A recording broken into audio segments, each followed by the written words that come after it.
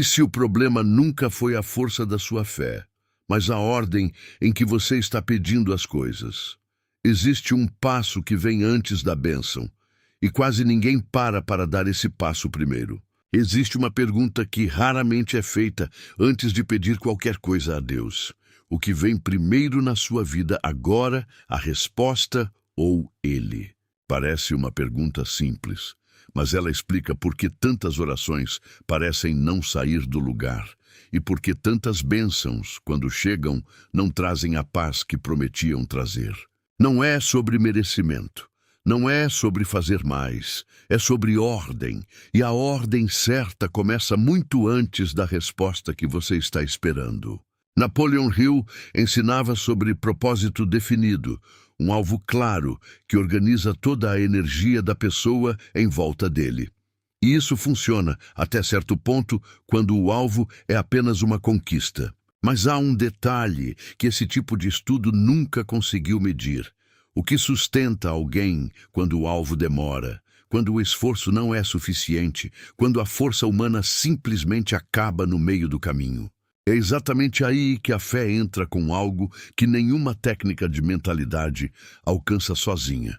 E é sobre isso que os próximos 5 movimentos vão tratar. Nos próximos minutos, você vai entender cada um deles. E talvez explique aquilo que você vem sentindo nas últimas semanas, sem conseguir colocar em palavras. Primeiro movimento: inverter a ordem das prioridades. A maioria das pessoas ora assim: Deus resolve isso, e depois eu me organizo com você. Parece inofensivo, mas essa ordem inverte o que deveria vir primeiro. Quando a resposta vem antes da busca por Deus, ela costuma trazer um alívio curto. O problema some, mas o vazio continua, porque nunca foi ele o centro daquele pedido. Isso tem uma raiz antiga. Jesus, no Sermão do Monte, em Mateus 6,33, disse para buscar primeiro o reino de Deus e a sua justiça, e que todo o resto seria acrescentado depois. Não o contrário. O costume das primícias na Bíblia carrega esse mesmo princípio. Não era oferecer o que sobrava no fim da colheita. Era separar a primeira parte, antes mesmo de saber se o resto seria suficiente, como sinal de que Deus vinha primeiro em tudo. Repare na ordem dessa frase. Não é busquem as coisas, e Deus vai aparecer no meio delas.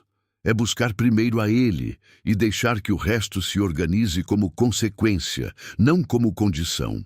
Napoleon Hill escreveu no início do século passado sobre homens e mulheres que alcançaram grandes resultados organizando a vida em torno de um alvo definido. Ele estudou centenas de histórias de pessoas que conquistaram riqueza e influência. Mas para quem crê, existe um alvo mais alto do que qualquer conquista: a própria presença de Deus. E quando esse alvo vira o centro, tudo o mais se organiza em volta dele, não o contrário. Pense naquele momento em que você checa o celular várias vezes, esperando uma mensagem que resolveria tudo. A ansiedade cresce a cada minuto sem resposta, e o resto do dia gira em torno daquela espera. Agora pense em como seria diferente se antes de checar o celular pela 10ª vez, você entregasse aquele minuto a Deus. Não para apressar a resposta, mas para lembrar quem está no comando dela. Isso muda o corpo antes de mudar a circunstância. O ombro relaxa, a respiração desacelera e o dia inteiro deixa de girar em torno de uma notificação que ainda não chegou. Inverter a ordem não é deixar de desejar a bênção, é parar de fazer dela o ponto de partida. O ponto de partida sempre foi e continua sendo Deus. Muita gente pratica essa inversão sem perceber há anos, organiza a semana, os planos, o orçamento e só depois, se sobrar tempo, organiza um momento com Deus. A ordem trai a prioridade real. Só por um dia, inverter essa sequência. Antes de abrir a agenda, abra um momento de silêncio com Ele. Antes de resolver o primeiro problema, entregue o dia inteiro antes de começar a resolver qualquer coisa. Abraão viveu isso de um jeito radical. Ele saiu de sua terra sem saber exatamente para onde ia, apenas porque Deus pediu primeiro. A promessa da bênção veio depois, como consequência da obediência, não como condição para ela. Repare que Abraão não teve o mapa completo antes de sair. Ele teve apenas a certeza de que Deus vinha primeiro. E foi exatamente essa ordem que sustentou cada passo da jornada seguinte. Talvez você não precise sair de casa hoje, mas talvez precise sair de uma forma antiga de pedir, aquela que coloca a solução na frente de Deus e recomeçar pela ordem certa, mesmo sem enxergar o caminho inteiro. Isso aparece muito claro no medo relacionado a dinheiro. A conta que não fecha, o mês que aperta, o futuro incerto. É fácil deixar esse medo decidir cada escolha financeira, gerando decisões apressadas e cheias de aperto no peito. Não é errado calcular, é errado calcular sem antes entregar. Quando a entrega vem primeiro, o próprio cálculo fica mais claro, porque a ansiedade de decidir sozinho já não está mais no comando daquele momento. Esse hábito de reordenar não precisa ser complicado. Pode começar com uma frase simples, dita em silêncio antes de qualquer decisão do dia. Senhor, o Senhor primeiro e eu decido depois. Poucas palavras, mas que já reposicionam o coração antes de qualquer escolha. Mas inverter essa ordem esbarra em algo que atua bem antes da razão consciente. Um sentimento que se disfarça de instinto de sobrevivência e que sabota essa entrega sem avisar. Segundo movimento, substituir a ansiedade pela confiança. A ansiedade adianta o futuro. Ela projeta cenários que ainda nem aconteceram e faz o corpo reagir como se já tivessem acontecido, com o coração acelerado e o pensamento em looping. Ela também fala como se fosse prudência. É melhor se preparar para o pior. É melhor garantir logo, antes que seja tarde. E é fácil confundir essa voz com responsabilidade genuína. Mas a diferença entre prudência e ansiedade é simples de reconhecer. A prudência planeja e depois descansa. A ansiedade planeja e continua girando, sem nunca soltar o assunto de verdade. A Escritura convida repetidas vezes a não se inquietar por coisa alguma, mas em tudo, pela oração e súplica, apresentar os pedidos a Deus, como está escrito em Filipenses 4:6, e promete, em troca, uma paz que excede todo o entendimento.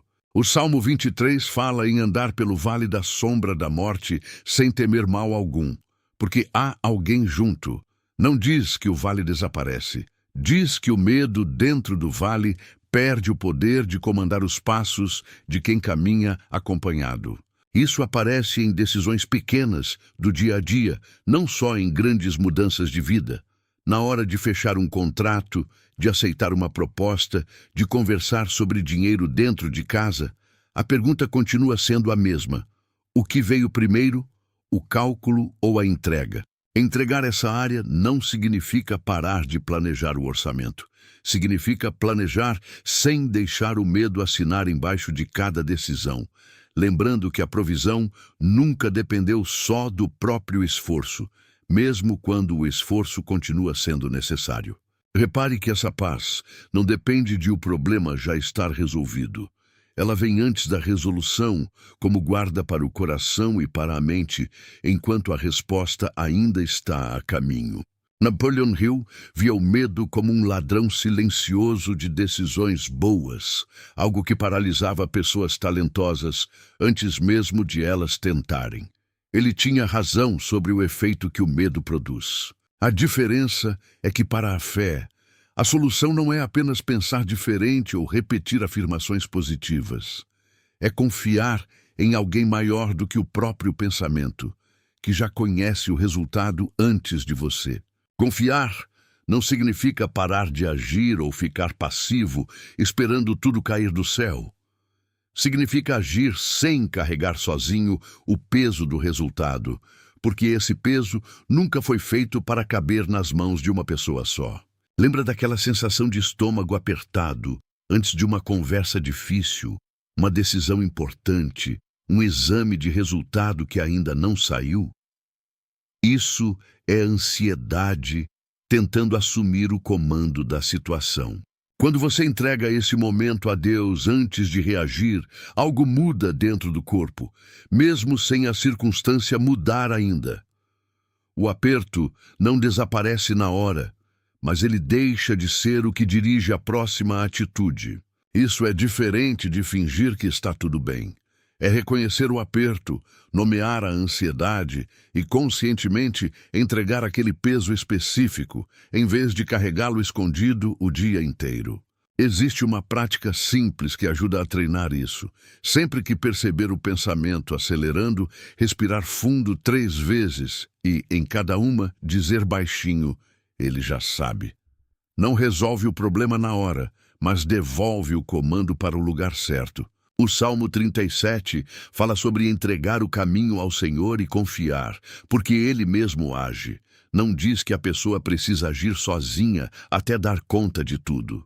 Diz para entregar, confiar e deixar Deus agir junto. Isso não é passividade. É a diferença entre remar contra a maré sozinho e remar sabendo que existe uma corrente maior levando o barco também para frente, mesmo quando o remo cansa. A confiança raramente chega inteira de uma vez. Ela cresce em camadas, cada vez que você entrega uma preocupação e percebe depois que aquilo foi cuidado de algum jeito. A próxima entrega fica um pouco mais fácil que a anterior. Por isso, vale prestar atenção nas pequenas respostas, não só nas grandes. O emprego que apareceu depois de meses de espera é fácil de reconhecer como resposta. Mas a calma que voltou numa manhã difícil também foi. E é justamente essa confiança, praticada nos pequenos momentos do dia, que abre espaço para resolver o verdadeiro campo de batalha de qualquer decisão importante: a mente. Terceiro movimento: a mente como terreno, não como dona. Muito se fala sobre o poder do pensamento positivo, sobre focar no que se deseja para atrair resultados semelhantes. Napoleon Hill construiu boa parte da sua obra em cima dessa ideia central. Há uma verdade real ali. Aquilo que ocupa o pensamento repetidamente influencia decisões, palavras e atitudes ao longo do tempo. Isso ninguém precisa provar. A experiência de vida já mostra isso todos os dias. Mas para quem crê, existe uma pergunta que vem antes de qualquer técnica de foco mental. A mente é dona absoluta de si mesma ou é um terreno onde Deus pode agir e trazer ordem? Quando a mente se acha dona absoluta, ela tende a repetir os mesmos padrões antigos: comparação, medo, pressa, autocrítica excessiva. Ela gira em torno de si mesma, mesmo quando tenta pensar de forma positiva.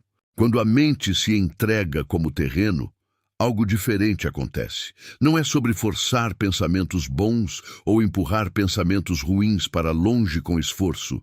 É sobre abrir espaço para outra ordem se instalar ali dentro. A carta aos Romanos, em 12:2, fala sobre a transformação pela renovação da mente. Não é sobre limpar a mente sozinho, é sobre deixá-la ser renovada por algo que vem de fora, continuamente, não apenas uma vez. Filipenses 4:8 dá uma espécie de filtro para esse terreno. Pensar no que é verdadeiro, no que é nobre, no que é justo, no que é puro. Não como regra rígida, mas como um convite para escolher com cuidado o que se planta ali dentro todos os dias. Esse filtro pode ser aplicado até em pequenas escolhas, como o tipo de conteúdo que se consome antes de dormir, ou a conversa que se alimenta repetidas vezes na cabeça. Cada escolha pequena, repetida, molda o terreno mais do que qualquer decisão isolada. Você já notou como, depois de um tempo verdadeiro de oração, um problema que parecia embaraçado começa a se desenrolar sozinho na sua cabeça? Não foi esforço mental. Foi espaço aberto para outra ordem entrar. Esse é o tipo de clareza que nenhuma técnica de concentração alcança sozinha, por mais disciplinada que seja. Ela vem de fora para dentro, não de dentro para fora. e por isso tem outra qualidade. Existe uma prática simples que ajuda nisso.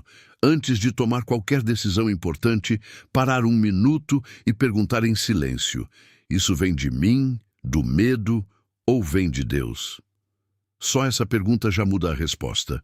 Muita gente vive anos tentando controlar cada pensamento com força de vontade e se frustra quando não consegue.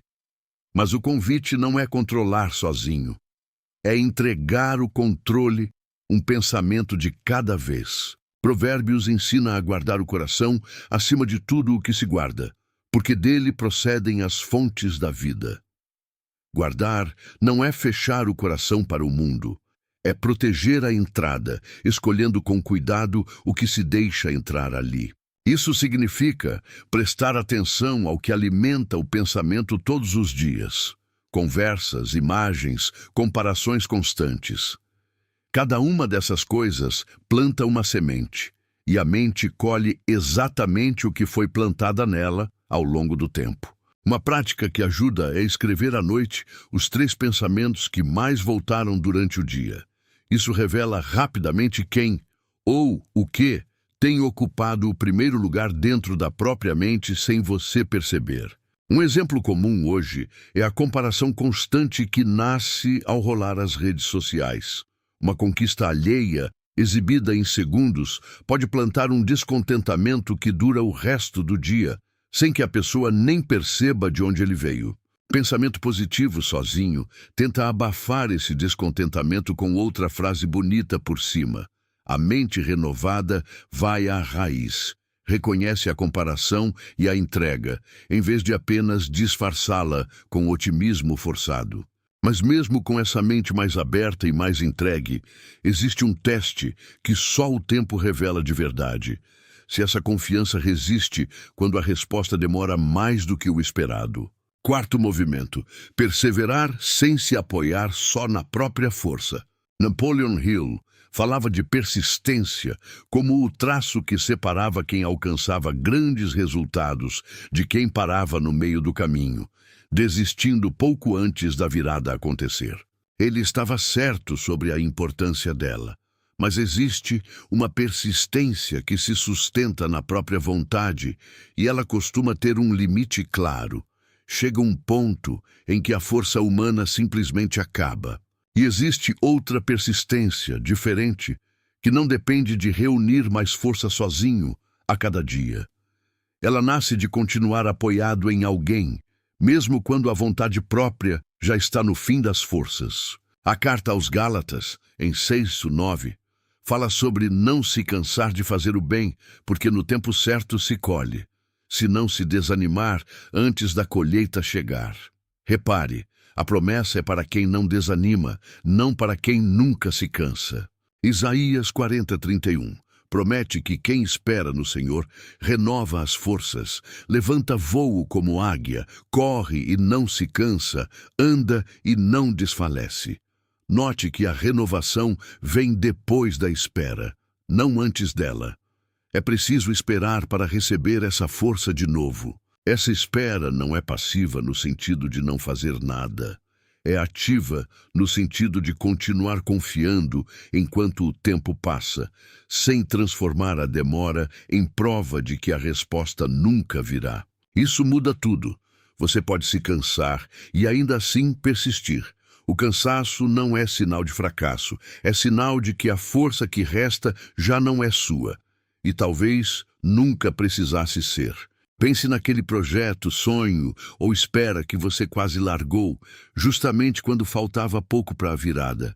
Muita gente desiste ali, exatamente no ponto mais próximo da resposta chegar. A diferença entre desistir e continuar raramente está na força que sobrou naquele momento.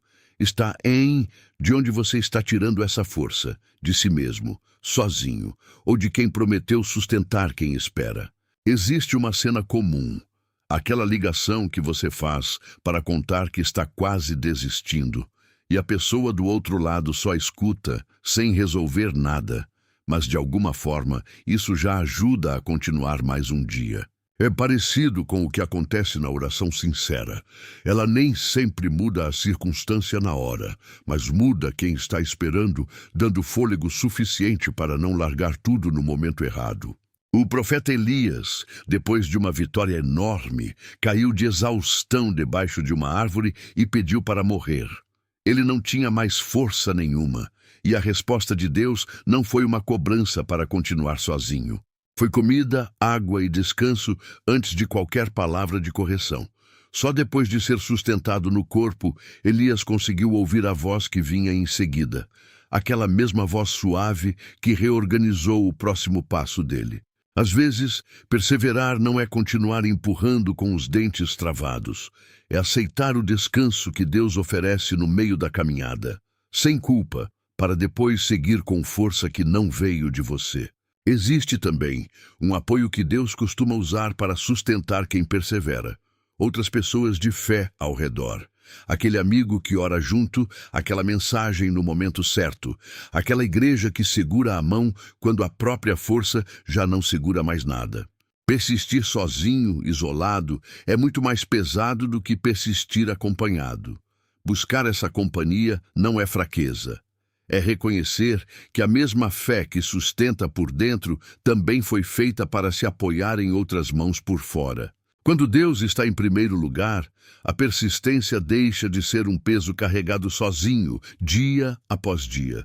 Ela vira uma caminhada acompanhada, mesmo nos dias em que a vontade própria já não responde direito.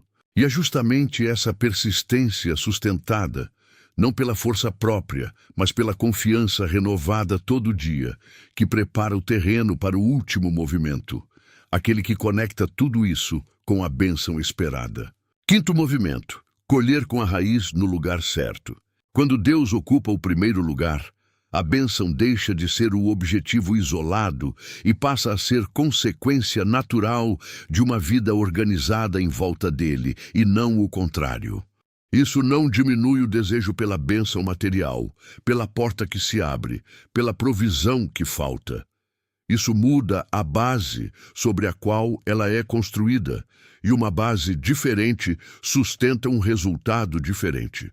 Muita gente corre atrás da colheita sem cuidar da raiz, plantando pressa em vez de paciência, e depois se pergunta por que, mesmo conquistando o que queria, a sensação de vazio continua ali. Provérbios 16:3 fala sobre entregar as obras ao Senhor e então os planos se firmam. Note a ordem novamente. Primeiro a entrega, depois a firmeza. Não o contrário, como tantas vezes tentamos fazer.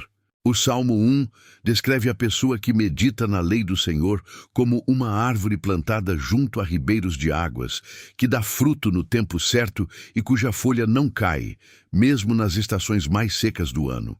Repare que a árvore não corre atrás da água. Ela está plantada perto da fonte e por isso o fruto vem sem esforço forçado.